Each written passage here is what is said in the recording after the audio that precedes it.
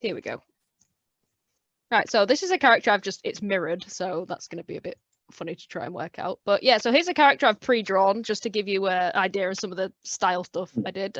Drew this morning after I got woken up by the fiber optic broadband guys drilling the road outside, hence the angry face. But yeah, so it's just a tip on what I generally tend to do when it comes to skin tones and things like that with these cartoony style commissions. I'm gonna just put this desk light on as well so you can see that. Smashing. Okay, so what I tend to do for a flat layer is, especially with pro markers, I don't know if this is actually mirrored on your screen or not, but oh, we see that. Yeah, so that. Good, yeah. Oh, you see it the right way around, so that's fine then. Yeah, so this is Winsor Newton Pro markers. They're very good value for money.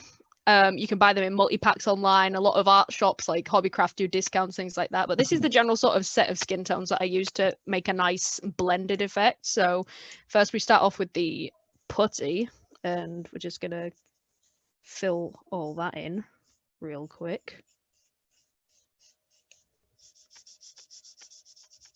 And the good thing about these is, especially if they're a fresh pen, like the color goes down really flat. I would recommend if you use these, use a thin grade paper, because anything super thick is just going to suck the ink up and make it go really patchy. And you want it to be nice and smooth. So let's go this way like this.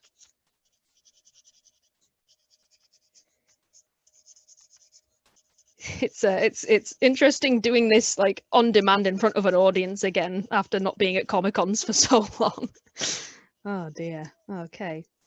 So we've got that bit done. We just got to wait a few seconds for that to dry, and then we can go over with the next tone. So I always like to use like a light tone for the base, and then I go in with a mid-tone, which is more of like a orange hue, just gives it a bit of warmth.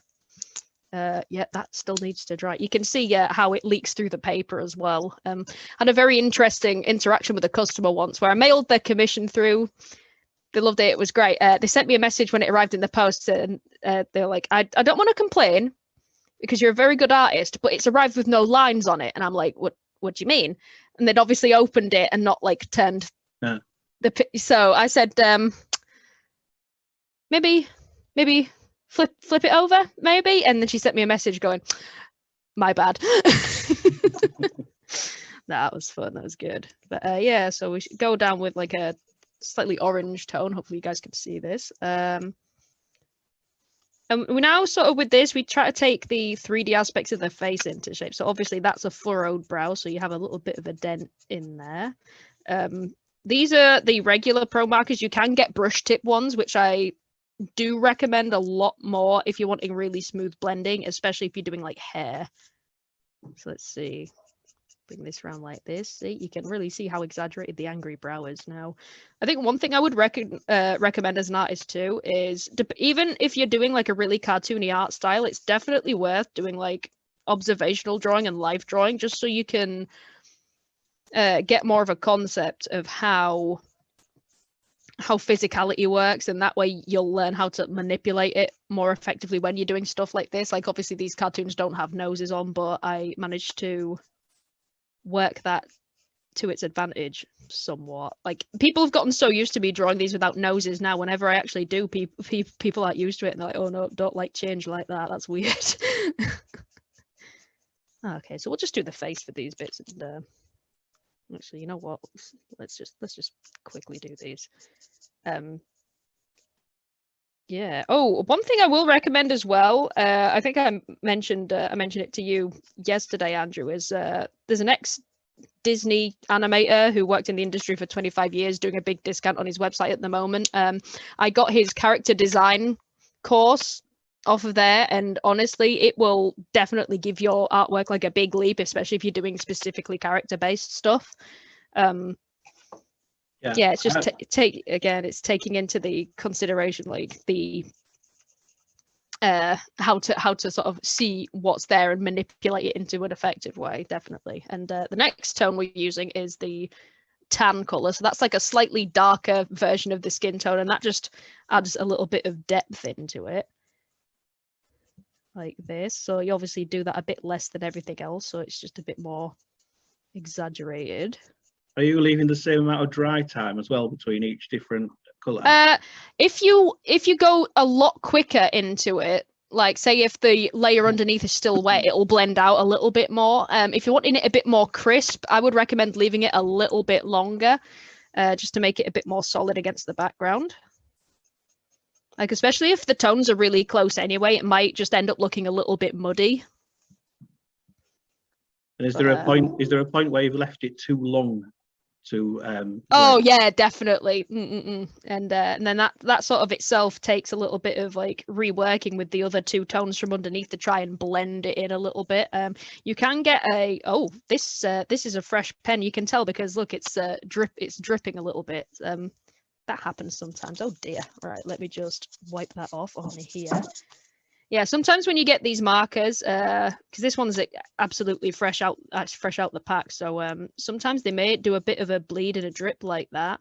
So you just have to like use your best judgment with it, really. There we go.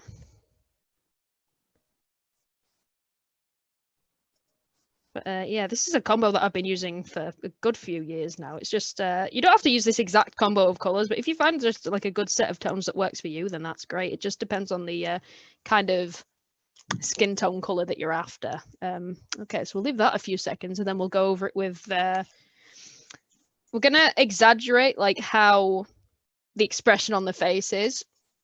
So like obviously angry forehead, and when you get angry, you kind of have a red face. So we're going to use like a pink tone to kind of make it look like obviously the blood's coming to the surface of the face. And it's just the little subtleties like that as you build it up.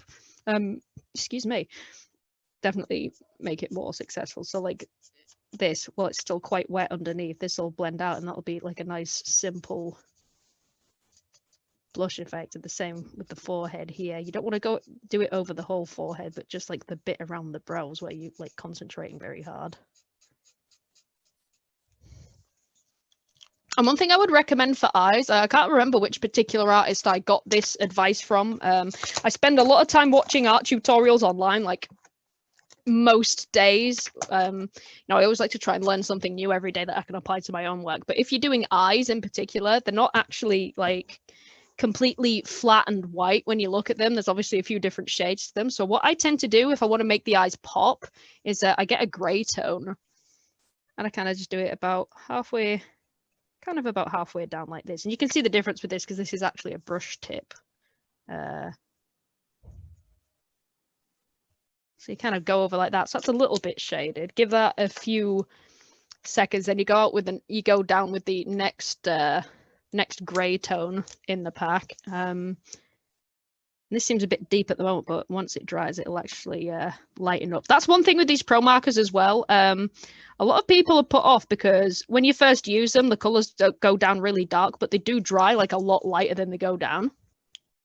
So that's just something to keep in mind. And when it comes to highlights on the face, I definitely recommend using Posca paint markers with a thin tip. It's acrylic paint within like the medium of a marker pen, which is great if you're wanting accuracy. I can also recommend doing like doing it with a white gel pen, that kind of thing. But you just sort of try to suss out where the light's going to be hitting the eyeballs, and then you just put little bit of white over that, and you see like that makes the eyes really pop, I think. So that's something I discovered by accident. I was working on a commission for someone. I was writing something else on a different piece of paper with a white gel pen, and I dropped it. It dotted on the page, and I went, "Oh, hang on a minute, that looks all right." So happy accidents are a big thing you can roll with as well. Definitely, absolutely. Yeah. How much time have we got left for this? Because I can do a quick hair tutorial. Abbie, it's completely up to you. Oh, okay, right. Your time's precious. It's up to you. Okay. Okay, let's try this. So we're going to quickly like go over the hair. This isn't going to be completely accurate to my hair color. I don't know what it is in lockdown these days.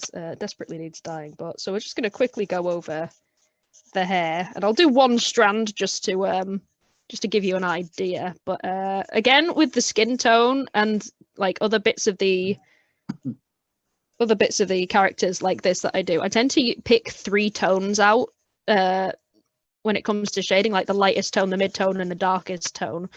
I try to keep that consistent with all the layers throughout it, depending on how dramatic I want the lighting to be. So let's see, we'll just cover over this. You see, you have to work pretty quick with these because they go down pretty wet, but they do dry pretty fast. And you don't want that kind of streaky middle line that you tend to get when you use stuff like just simple felt tip pens.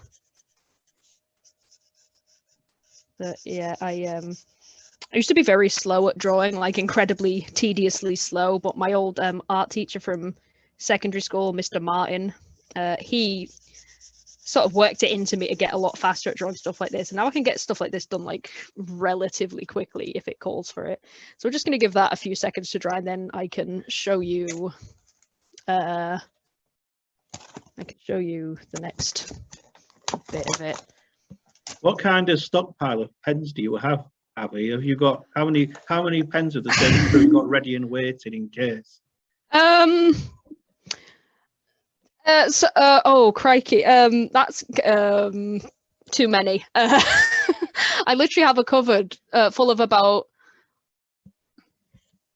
Okay, I'm gonna tilt the camera this way just so you can see something. So that long Amazon box behind me, that's what a friend sent me the other day, and that's got about 100 marker pens in it.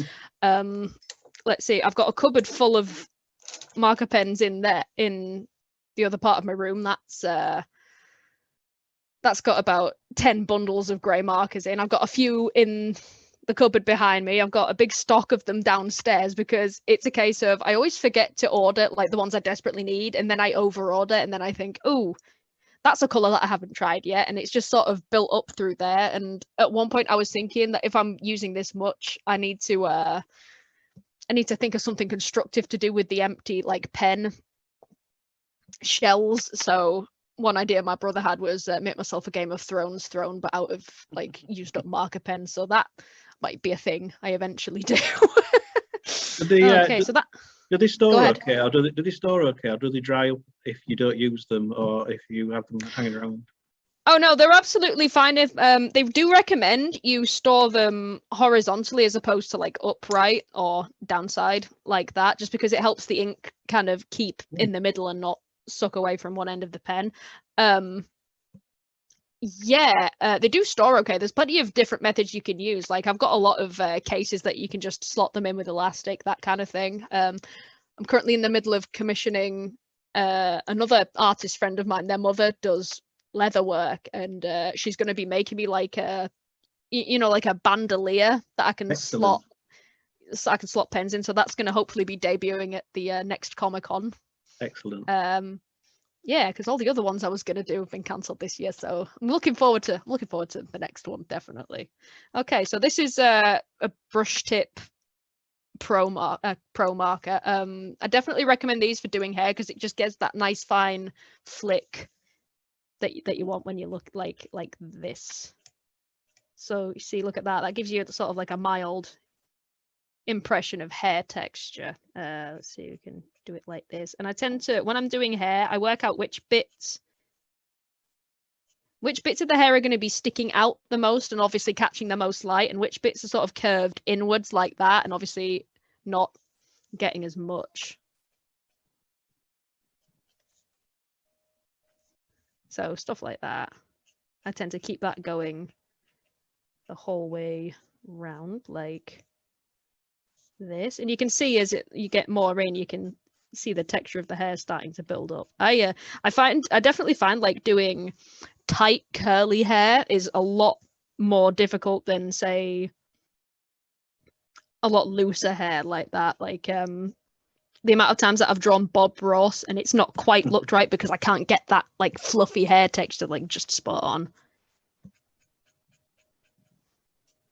But I think if anyone's ever stuck for ideas, one thing that I've found that really helps and is a lot of fun is you put a list together of, say, different characters from anything and everything, like TV, movies, cartoons, things like that. And you number them all, use a random number generator to say pick 2. And with those 2 that you get given, you have to try and make something with that. So like maybe you cross them over, maybe you put them in some sort of silly scenario, things like that. It's just it's just interesting to try and do stuff like that. I have a thing on my channel where I have a list of birds and I have a list of different mammals, and every now and again I'll roll the number generator, and whichever two I come across, I have to draw that as like a mythical creature. And I think one of the best ones I got was a budgerigar and a beaver. that was pretty interesting. Okay. So I'll just leave it at that bit for now. You can kind of get the idea with that. So with the last bit, I'm going to get the darkest tone for this, which is going to be black. And then we're just going to, even less than that, we're just going to accent the more tucked away bits of the hair like this. So you don't even have to do as many strokes on it, just to give it like that texture like that.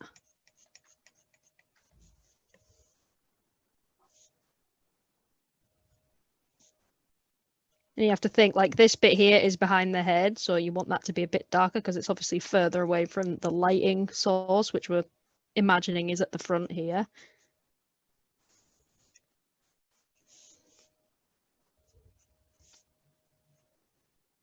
And there you have it with that.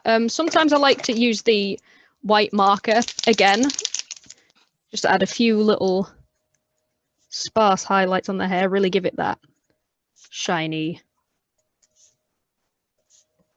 kind of effect like this.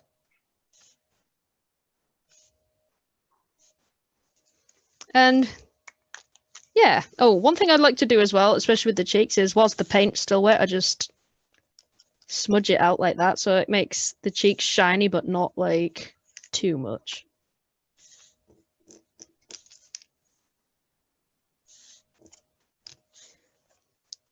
So it just really over-exaggerates things like that. So I'll just hold that up so you can all see it a bit better. And yeah, there we go. Fantastic.